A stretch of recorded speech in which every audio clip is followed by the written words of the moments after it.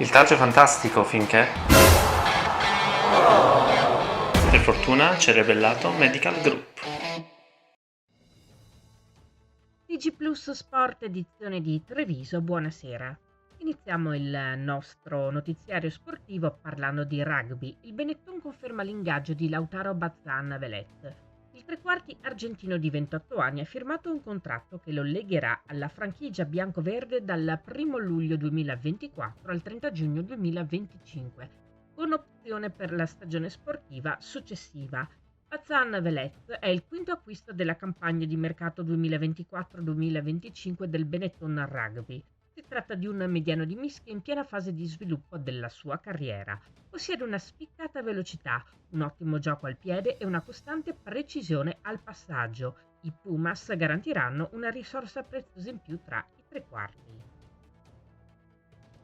Ancora palla ovale. Vogliano Veneto Rugby annuncia l'arrivo tra le fila degli avanti bianco-blu di Enrico Pontarini e di Matteo Rubinato. Pontarini è una seconda linea, ha iniziato a giocare a rugby a 7 anni nel Leonorso Rugby Udine, dove ha fatto tutte le giovanili. L'anno scorso ha giocato con il Rangers Vicenza.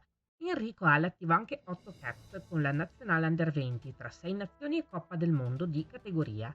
Matteo Rubinato è una terza linea, gioca a rugby da quando aveva 8 anni, ha partecipato alle selezioni nazionali giovanili Under 18, Under 19 e Under 20 e con quest'ultima ha partecipato a 2 6 nazioni di categoria, Summer Series Under 20 e Mondiale Under 20. Ha fatto parte per 2 anni dell'Accademia Under 23 della Benetton Treviso. Passiamo al basket femminile. Arriva da Roma il primo innesto della stagione 2024-2025 della nuova pallacanestro Treviso. La società Orange dà il benvenuto a Benedetta Aguilarre. Alla classe 2005, Aguilarre è uno dei talenti più puri delle nuove generazioni e fa già parte da diversi anni delle nazionali giovanili, avendo vestito la maglia azzurra già dalla selezione Under 16. Cresciuta nel settore giovanile del Basket Roma, Aguilar è stata protagonista nell'ultima stagione con la società capitolina nel campionato di Serie A2, chiudendo con 311 punti realizzati, oltre 10 di media a partita. Passiamo all'atletica. La Run 51 prende il volo. Saranno circa 3.000 i partecipanti all'evento podistico che domenica 23 giugno andrà in scena all'interno dell'aeroporto militare Vittorio Bragadin di Istrana. Un appuntamento dedicato a tutti gli sportivi, agonisti e non, il cui ricavato, dedotti i costi organizzativi, sarà devoluto alla Fondazione Città della Speranza di Padova. Il programma della giornata prevede una corsa di 10 km su percorso omologato FIDAL e una prova a carattere non competitivo a passo libero scegliendo tra 10 e 6 km.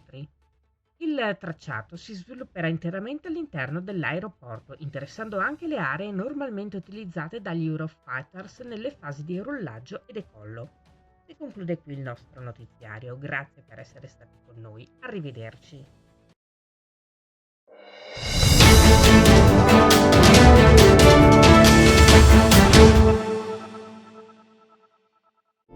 Massoterapia, il potere delle mani, un benessere profondo. Prenotala da Rebellato Medical Group.